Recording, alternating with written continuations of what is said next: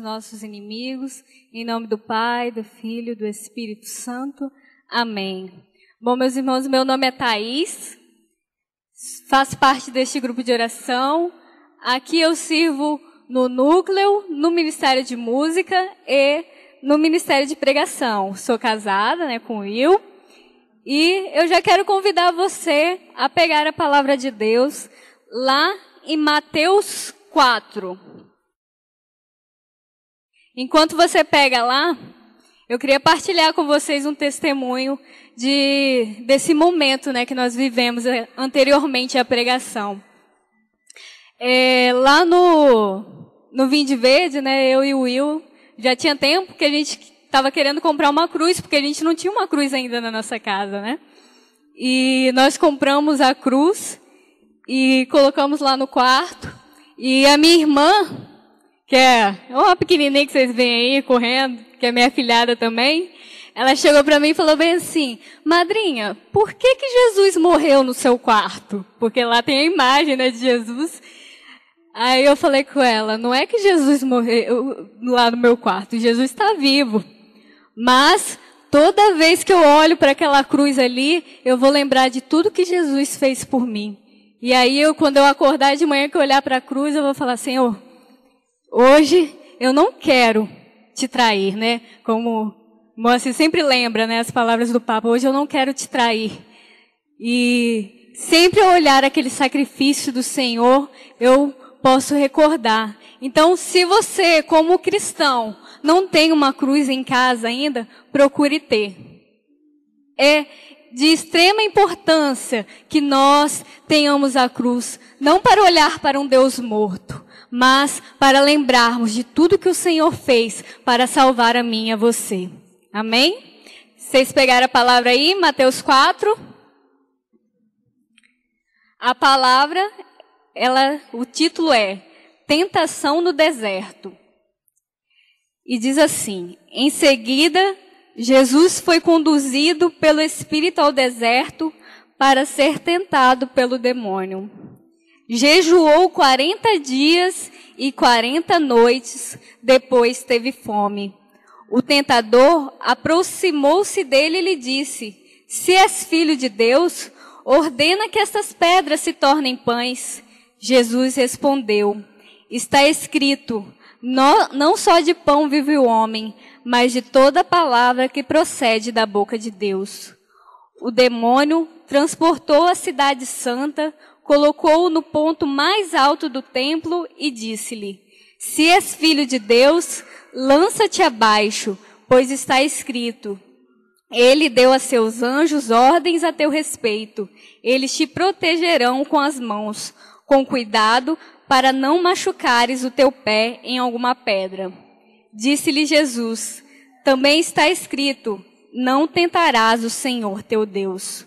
O demônio transportou uma vez mais a um monte muito alto e lhe mostrou todos os reinos do mundo e a sua glória. E disse-lhe: eu te darei tudo isso se prostrando-te diante de mim, me adorares. Respondeu-lhe Jesus: para trás, Satanás, pois está escrito, adorarás o Senhor teu Deus e só a Ele servirás. Meus irmãos, essa palavra, quem participou aí do compromisso, do nosso final de semana, que é a missa, a celebração, você pôde ouvir essa palavra na liturgia. E se nós analisarmos essa palavra, nós vamos olhar que as mesmas tentações que o Senhor viveu são as tentações que nós vivemos na nossa vida. Somos tentados na nossa saciedade da fome, somos tentados na ganância, pelo poder, pelas coisas materiais, somos tentados diariamente, o tempo todo. E diante dessas tentações, inúmeras vezes, nós temos desanimado. Quantos de nós hoje temos sido pessoas desanimadas, pessoas cansadas? Sabe, é algo geral. Temos nos sentido perseguidos no nosso ambiente de trabalho, temos nos sentido perseguidos na nossa escola, temos nos sentido traídos. E quantas vezes estamos cansados, desanimados?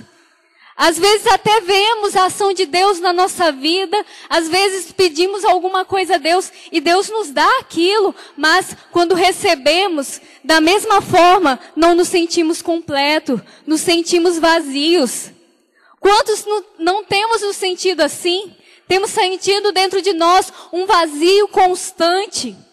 E por mais que a gente lute, que a gente às vezes faça um propósito com o Senhor, nós acabamos nos sentindo novamente assim, vazios, cansados. Não temos ânimo. E é uma coisa, como eu disse, é algo geral. Se você abrir a internet, se você olhar, ouvir um jornal, constantemente você vai ver lá programas que vão tentar descobrir o que está acontecendo com as pessoas humanas. Por que elas estão tão cansadas? Por que elas estão tão desanimadas? É algo geral, não é algo só conosco aqui. E eles tentam buscar nas questões sociais, nas questões econômicas, nas questões políticas, mas dificilmente eles conseguem chegar a algum lugar. Dificilmente conseguem se entender o que está acontecendo conosco. E nós não entendemos, porque essa nossa tristeza, ela está intimamente ligada com o nosso pecado. A tristeza que eu e você temos vivido na nossa vida tem uma ligação muito forte com o pecado que nós vivemos. Santo Agostinho, ele diz assim: o pecador não suporta nem a si mesmo. Os teus pecados são a tua tristeza. É preciso deixar que a santidade seja a tua alegria. Nós só vamos conseguir viver uma alegria plena, uma alegria verdadeira, se nós conseguimos reconhecer as nossas misérias, as nossas fraquezas diariamente. É preciso reconhecer isso diariamente na nossa vida. Só que no meio da correria, no meio das tentações, nós acabamos desanimando. E é por isso que a igreja, na sua sabedoria, criou para nós, não só por isso, mas criou o tempo da quaresma. E é isso o tempo da quaresma. O tempo da quaresma é o tempo de nós voltarmos para o Senhor. É o tempo de nós voltarmos a ter aquela alegria, a ter aquele ânimo. A igreja, numa sabedoria que só a igreja tem, ela criou este momento para nós.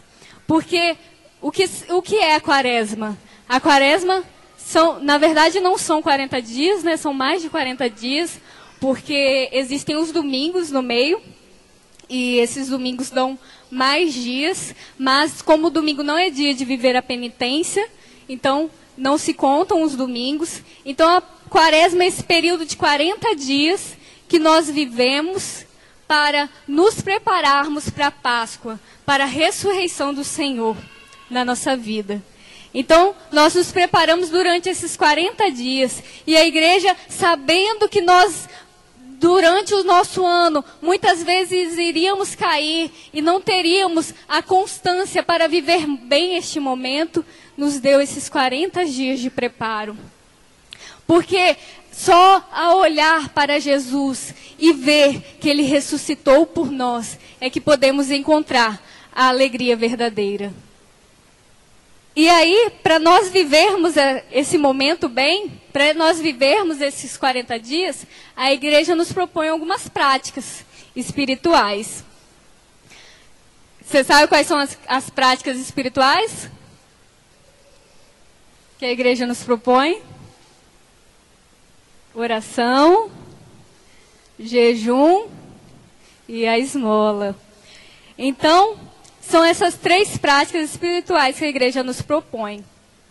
E sabe, hoje, na nossa vida, nós temos vivido numa sociedade que nos diz que a penitência não é algo bom. Eu vi até um artigo falando sobre essa vivência da quaresma, que dizia: hoje nós somos ensinados a não educar os nossos filhos. Mas, para todo fim, existe um meio. Então, se nós queremos levantar da situação que nós estamos, levantar do abatimento que nós estamos vivendo, nós precisamos buscar práticas espirituais. Nós precisamos criar até mesmo um roteiro. Olha, eu vou fazer isso durante a quaresma. Porque assim como uma pessoa, por exemplo, que quer emagrecer, hoje a gente vê que o mundo quer isso, quer pregar facilidades, né? Aparece lá na televisão lá um aparelho que vai ficar lá na sua barriga e vai te fazer perder a barriga, né? Aí vem lá uma cápsula lá que vai te fazer emagrecer. Você tomando o remédio, você vai emagrecer. Então o mundo prega essas facilidades. Mas se nós não fecharmos a boca, se nós não procurarmos fazer exercício físico, não vai emagrecer não. Da mesma forma, é este tempo da quaresma. Se nós queremos realmente viver este momento, nós precisamos nos preparar fisicamente e espiritualmente para este momento. E o primeiro, como eu falei, é a oração. Santa Teresinha, ela já dizia assim, a oração, ela é um diálogo com Deus, ela precisa ser uma amizade. E é por isso que temos que buscar a oração. A oração, ela tem que ser essa amizade com o Senhor. Não uma oração só por orar, mas para que nós busquemos essa intimidade. Porque só buscando a intimidade com o Senhor, vamos conseguir entender o que está acontecendo na nossa vida. Como alguém que conhece aquele amigo, que só de olhar para o amigo e já sabe o que o amigo pensa, o que o amigo vai falar. Assim temos que ser com o Senhor. Como já disse São Paulo, precisamos orar sem cessar o tempo todo. Precisamos buscar momentos de oração. Fazer mesmo, olha, eu me comprometo a rezar o terço todo dia pela manhã. E não deixar acordar cedo para rezar. Eu me comprometo a ler a palavra de Deus todos os dias nessa quaresma. E aí, claro, isso tem que ser levado adiante. Mas se compromete com a quaresma. Se compromete a ficar 40 dias lendo a palavra todos os dias. E mesmo se o cansaço vier, mesmo se o sono vier, antes de dormir, você não deixa de ler a palavra de Deus. É preciso se comprometer.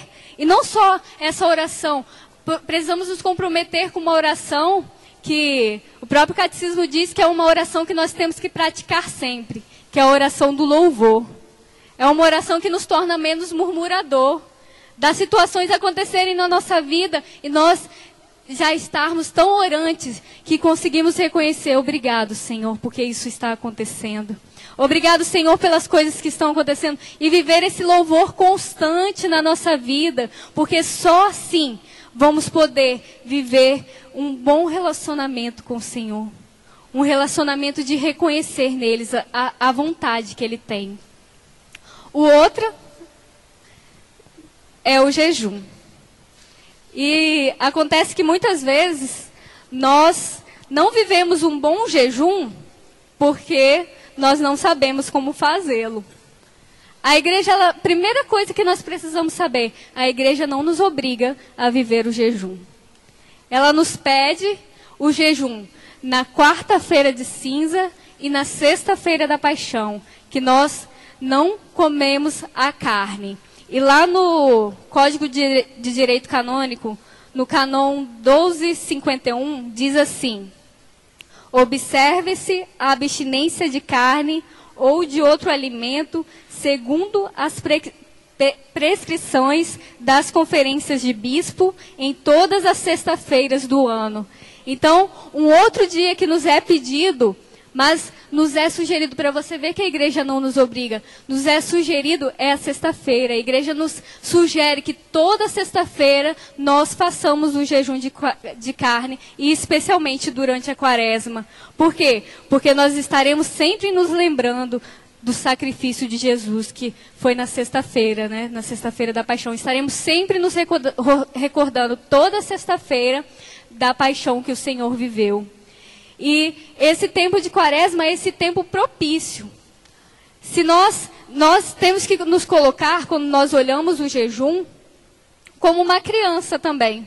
Nós sabemos que se nós temos uma criança e nós fazemos todas as vontades dessa criança, essa criança não vai se tornar uma pessoa boa. Da mesma forma, somos nós. Espiritualmente, nós somos essa criança. E se nós fizermos tudo que nos dá vontade, nós não vamos nos tornar pessoas boas espiritualmente.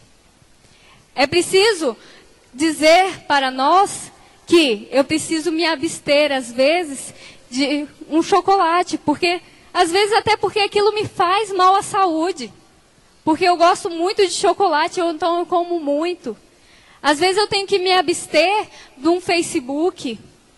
Eu tenho que tirar isso da minha vida, porque eu sei que aquele Facebook naquele momento está me trazendo más coisas. Eu estou olhando o Facebook dos outros e isso está me fazendo falar mal das outras pessoas. O Facebook me faz pecar.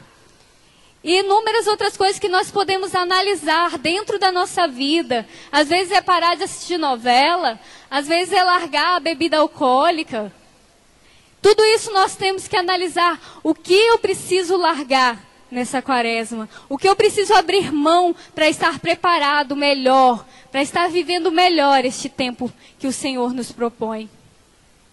A outra oração, a outra prática é a caridade. E eu não vou pedir para vocês pegarem não, mas lá em Isaías 58, ele nos fala do jejum. Ele fala assim: de que serve jejuar, se com isso não vos importais, e mortificar-vos, se nisso não prestais atenção. É que no dia do vosso jejum só cuidais de vossos negócios, e oprimes todos os vossos operários. Passais vossos jejuns em disputas e altercações, ferindo com punho um pobre. Não é jejuando assim que farei chegar lá em cima a vossa voz. O jejum que me agrada, porventura, consiste em um homem mortificar-se por um dia, curvar a cabeça como um junco, deitar sobre o saco e a cinza. Podeis chamar isso um jejum, um dia agradável ao Senhor? Sabeis qual é o jejum que eu aprecio, diz o Senhor Deus. É romper as cadeias injustas, desatar as cordas do jugo, mandar embora livres os oprimidos e quebrar toda espécie de jugo. Então o Senhor nos diz o que aqui? Que um verdadeiro jejum é aquele que nos faz mudar por dentro. Porque não adianta nós jejuarmos, nos abster das coisas e não mudarmos. O jejum, ele precisa mudar a mim e a você antes de qualquer coisa. Aí vamos lá, jejuamos e nos tornamos pessoas mal-humoradas. Chegamos no nosso trabalho e continuamos discutindo com as mesmas pessoas. Chegamos no nosso ambiente em casa e não conseguimos silenciar diante das situações de discussão. Não mudamos. Mas não, o jejum, ele vem nos preparar para a caridade, assim como a oração. A caridade, ela é preparada por essas duas coisas, porque se estamos bem espiritualmente, nos tornaremos pessoas mais caridosas. E é importante nós também entendermos que a caridade é importante no nível de eu dar o alimento, é importante no nível de eu ajudar o pobre, ajudar aqueles que necessitam, mas o mais difícil é dar a nós mesmos. O mais difícil é eu e você doar a nossa vida. Quando uma pessoa estiver lá te enchendo a paciência, você falar, eu vou aguentar porque é o meu propósito. Quando você estiver lá prestes a murmurar por causa daquela situação que você sempre murmura, você resistir firme. O Papa Bento XVI, ele escreveu para nós bem assim: não há ação mais benéfica e, por conseguinte, caritativa com o próximo do que repartir-lhe o pão da palavra de Deus, fazê-lo participante da boa nova do Evangelho, introduzi-lo no relacionamento com Deus. Então é isso que a sua vida tem que traduzir para as outras pessoas. O maior jejum que você pode fazer é largar as suas manias que fazem as outras pessoas não verem Deus em você. A maior caridade que você pode fazer é fazer as pessoas reconhecerem em você o Evangelho. Porque deixamos nos levar por causa dos nossos defeitos de caráter. E aí não conseguimos passar para a pessoa o que é ser cristão. E essa tem que ser a nossa maior proposta nessa quaresma. Ser cristãos de verdade. Cristãos que as pessoas irão reconhecer. Vão olhar para você e vão reconhecer que você é um cristão. E você vai conseguir levar essas pessoas e fazer elas entenderem que uma quaresma bem vivida é capaz de mudar. Que é capaz de mudar a sua vida. Sabe, não é fácil. Não é fácil viver esses propósitos. Muitas vezes nós vamos cair. Em diversos momentos nós vamos ter vontade de desistir. Em vários momentos nós vamos ter vontade de dormir mais cedo, de acordar mais tarde. Vamos ter vontade de responder àquela pessoa. Mas o Senhor, Ele estará conosco. Ele estará no nosso lado. Ele estará comigo e com você. São Leão Magno, ele diz assim: não existe nenhuma obra de virtude sem a experiência da tentação, nenhuma fé sem provação, nenhum combate sem inimigo, nenhuma vitória sem compromisso. Nós precisamos fazer um compromisso com o Senhor. Precisamos estar diante do Senhor e fazermos esse compromisso. E como eu já disse, a gente pode até querer cair, mas é preciso estar ao lado do Senhor. E sabe, tem uma música que ela e muitas vezes na minha vida, quando eu penso em desistir, quando eu penso em que a minha oração, que eu não vou conseguir rezar, que eu não vou conseguir cumprir os meus propósitos, ela tem sido o meu hino de oração. E ainda mais nesse momento da quaresma. Sabe, os nossos defeitos de caráter, as nossas preguiças, os nossos pecados, eles podem muitas vezes nos fazer desistir. Mas é preciso dizer: Senhor, fica comigo. Fica comigo para que eu te seja fiel, Senhor. Fica comigo, Senhor, para eu não te trair. Por isso eu quero te convidar a fechar os seus olhos. E antes mesmo de você ouvir essa música, eu quero que você diga isso para o Senhor: Senhor, fica comigo para mim não te trair, Senhor. Fica comigo, Senhor, para que eu possa ser fiel, Senhor. Vai colocando para o Senhor: Senhor, Tu sabes, Senhor, de todos os meus defeitos, Senhor. Tu sabes que eu sou orgulhoso, preguiçoso. O Senhor sabe, Senhor, que com as minhas forças eu não consigo, mas fica comigo, Senhor.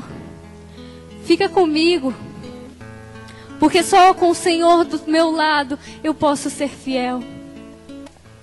Só com o Senhor do meu lado eu posso seguir.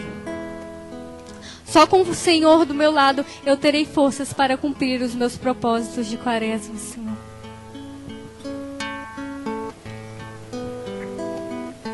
Fica, Senhor, comigo.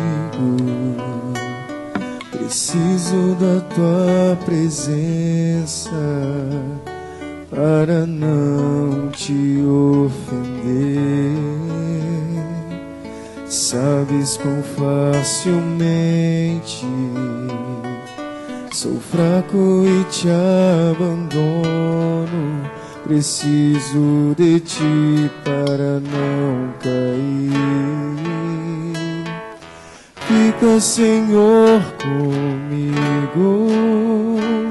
Se queres que eu te seja fiel, seja-me aquele abrigo. Pois embora minha alma muito pobrezinha deseja ser pra Ti, lugar de consolação, carinho e adoração, ninho de amor, então, quietude profunda oração. Não Confesso que não mereço, mas tua presença, ó Deus, quero ter. Fica, Senhor, comigo,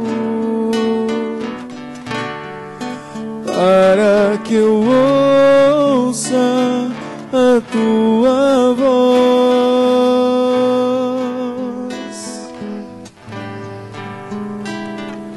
Tu és minha luz, sem ti ando nas trevas. Fica, Senhor, para me dar a conhecer tua vontade. Fica, Senhor, comigo, fica, meu grande amigo. Minha alma é tão pobrezinha, seja meu único abrigo. Quero sua companhia, muito preciso ouvir-te, Senhor. Tanto desejo amar-te.